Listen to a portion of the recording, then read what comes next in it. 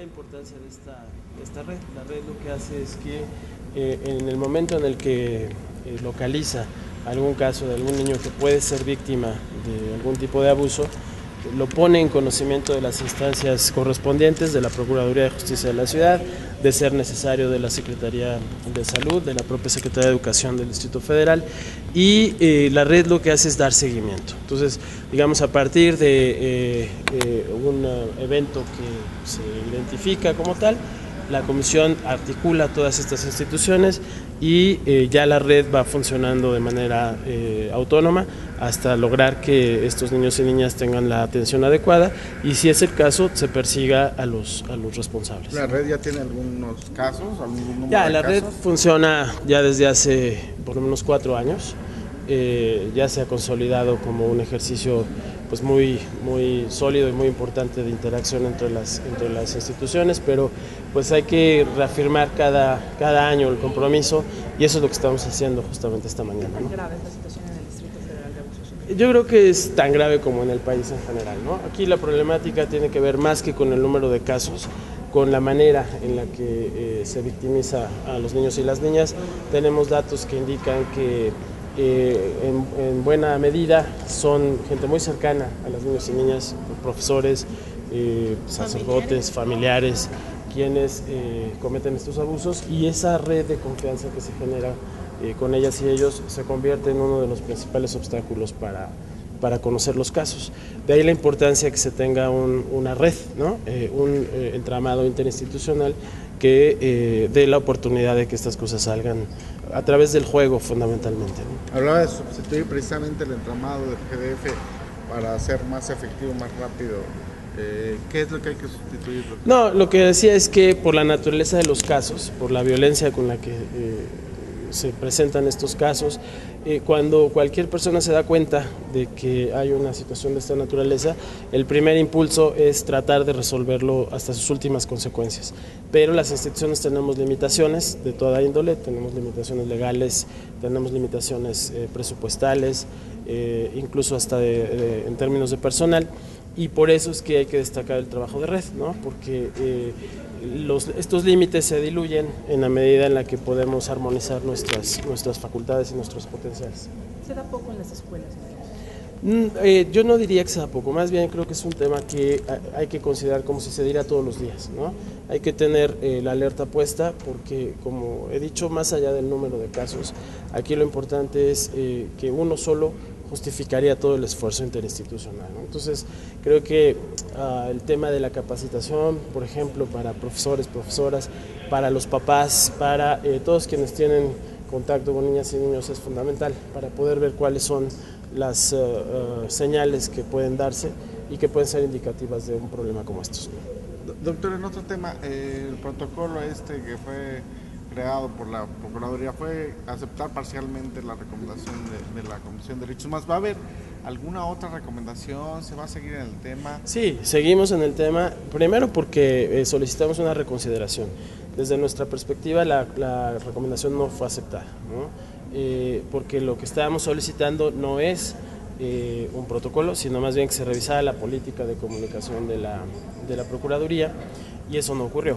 Entonces, estamos en pláticas con el propio procurador, espero yo reunirme con él pronto para revisar este tema.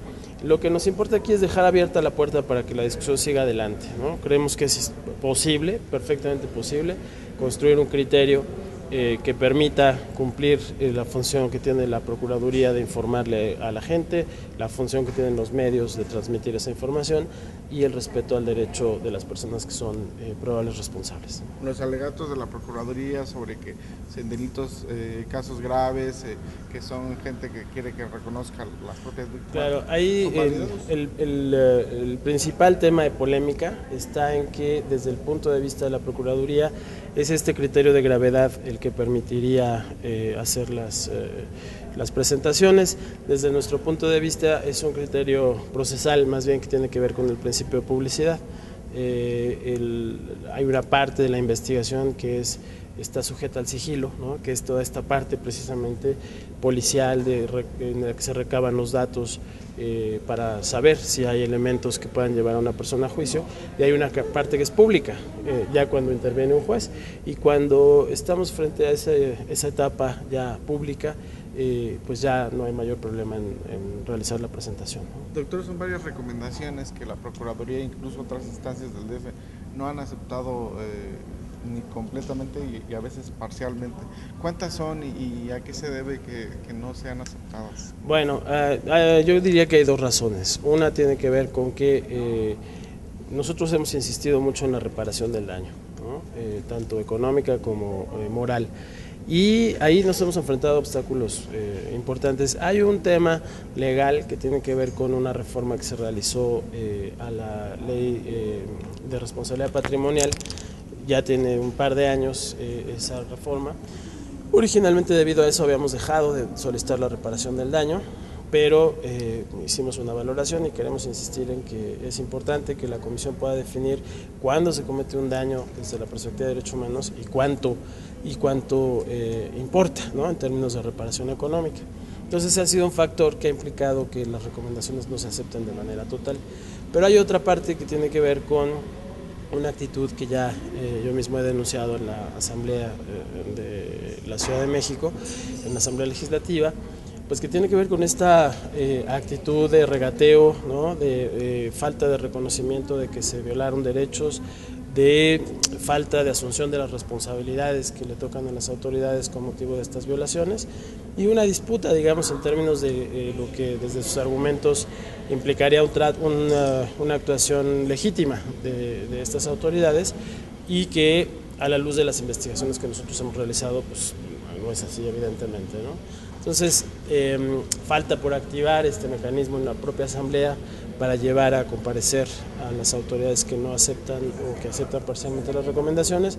Desafortunadamente, mientras eso no ocurra, pues el mensaje es de impunidad, ¿no? Porque entonces no hay ningún costo por la no aceptación de las recomendaciones. ¿Es viable ese mecanismo? Sí. Es viable y tendría que serlo en la medida en la que los propios diputados y diputadas asuman la responsabilidad que implica traer a cuentas, a rendir cuentas a un servidor público, ¿no? Yo creo que es importantísimo que eso ocurra porque es un momento en el que, bueno, primero tiene un efecto preventivo. Implicaría que el servidor público sabe que si no acepta la recomendación tendrá que ir a comparecer.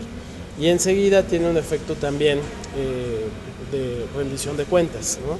Que supondría que entonces ellos tendrían que argumentar con razones sólidas por qué no aceptan una recomendación. Eso ya hay una propuesta que salió de la comisión. Ya está en la ley desde hace muchos años. Lo que pasa es que no se había instrumentado, ¿no? El debate se dio, ya se hizo público a la luz del tema Supervía el año pasado, y desde entonces hemos estado insistiendo. Esperamos que esta legislatura no se vaya sin que ese mecanismo quede listo. ¿Cuántas son las recomendaciones que han aceptado parcialmente y cuántas no? Bueno, el año pasado aceptaron parcialmente prácticamente todas, fueron 14 recomendaciones y en todos los casos fueron aceptadas parcialmente. Estamos hablando de la del arraigo, que yo recuerdo. Sí, arraigo, Supervía, las que emitimos sobre reclusorios, la del Grupo Tiburón, ¿no? Varias más que tienen que ver con predios, con violaciones al medio ambiente. ¿Hay alguna que no se haya aceptado o todas se aceptan parcialmente como la mejor forma? Ninguna se ha rechazado, ¿no? Ninguna se ha rechazado totalmente, pero ninguna se ha aceptado totalmente. Entonces, de hecho, estamos revisando... ¿No es como medio...? Sí, esa posibilidad se desprendió de un artículo en la ley que lo plantea referencialmente, ¿no? Hay que decirlo así de claro. De pronto depende un poco del beneficio que pueda recibir la víctima.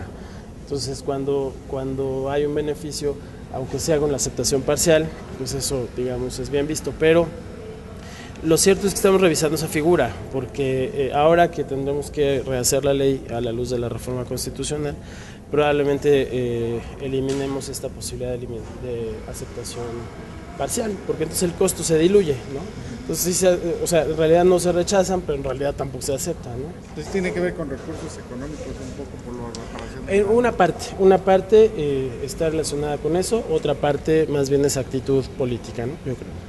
Okay, ¿y son 14, me decía, el año pasado o en total? 14 del año pasado. ¿Y este año? Este año hemos emitido 3, también parcialmente aceptadas las 3. O sea, son 17. ¿No? Así es. Doctor, decía que se iba a reunir con el procurador. ¿Hay alguna reunión prevista ya? No, yo lo estoy buscando justamente para tener esa reunión. Ya nos reunimos con él y el consejo, ¿no? Ahí tuvimos una charla muy franca y abierta. Ellos nos expresaron sus argumentos. Hubo mucha sensibilidad de las dos partes en términos de entender pues que para la Procuraduría es importante hacer estas presentaciones por el número de denuncias que recaba, ¿no? Y porque eso le ayuda a fortalecer las acusaciones. Y nos presentaron los casos de éxito. En la discusión lo que planteamos nosotros es que aún en esos casos el tema no es gravedad o no, o peligrosidad o no del delincuente o del delito, sino el riesgo en el que se coloca al propio proceso cuando se presenta antes de tiempo a estas personas, ¿no? Y creo que esto va muy de la mano de lo que pasó con el caso Cassés, con el criterio que la Corte, aunque finalmente el fallo de la sala no favoreció a la señora Cassés, sí dejó claro la importancia que tiene la manipulación de las escenas del crimen a través de la utilización de los medios de comunicación, y aunque no hay, digamos, una relación directa entre aquel caso y estos de acá, lo que sí se puede demostrar es que la afectación que tiene la presentación de una persona como presunto delincuente causa efectos que son irreversibles. Doctor, nada más, va a haber una reunión, ya tuvo algún contacto con el procurador. ¿Hay posibilidad de que digamos, recule el hecho de haber establecido un protocolo y todo? Sí, yo esperaría que sí. A ver, no quisiera yo plantearlo en términos de que una revisión de su decisión implica algún tipo de digamos, a ver, no quisiera plantearlo en términos de quién gana y quién pierde, ¿no? Creo que no es ese el tema. Estamos con argumentos planteando el beneficio que tiene para las dos instituciones y especialmente para la ciudadanía hacer una revisión de la recomendación. Entonces, ojalá que haya esa sensibilidad y lo digo con toda claridad, pues el que la Procuraduría revise su criterio creo que tendrá como resultado un efecto positivo para la justicia en la ciudad y para las víctimas y para los presuntos responsables también, ¿no? Gracias.